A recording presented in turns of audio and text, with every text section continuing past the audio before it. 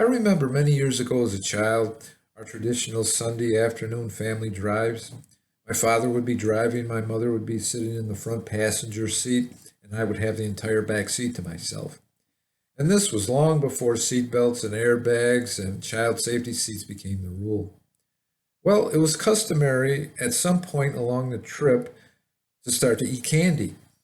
And my mother would always have a pack of Lifesavers candy in her purse.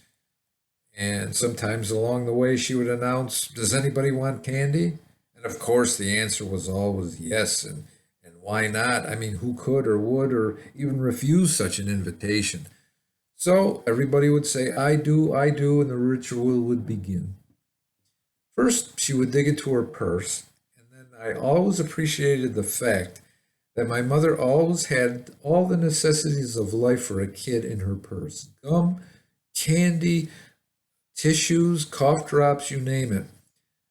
She would then pull out a roll of Lifesavers, take the first piece of candy, unwrap it, and give it to my father since he was driving.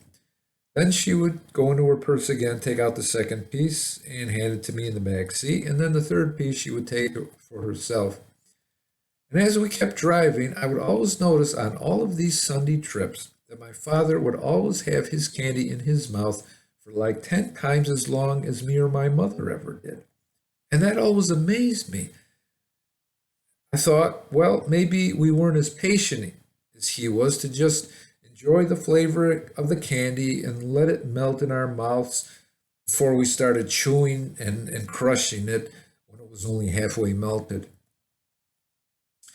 Well, that Sunday tradition is a fond, distant memory now, but to this day, I cannot eat a piece of hard candy without having the temptation to chew it and crush it with my teeth in order just to devour another one.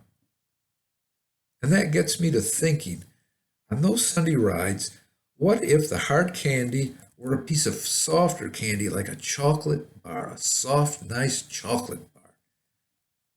How many chocolate bars would the three of us have devoured if we didn't have to wait for the lifesaver to melt before we swallowed it?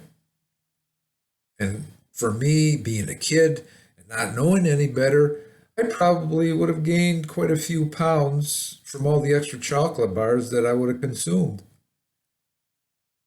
And now, come to think of it, maybe my mother had my potential unhealthy weight gain in mind because she always had hard candy and not soft chocolate bars. Thanks, Mom.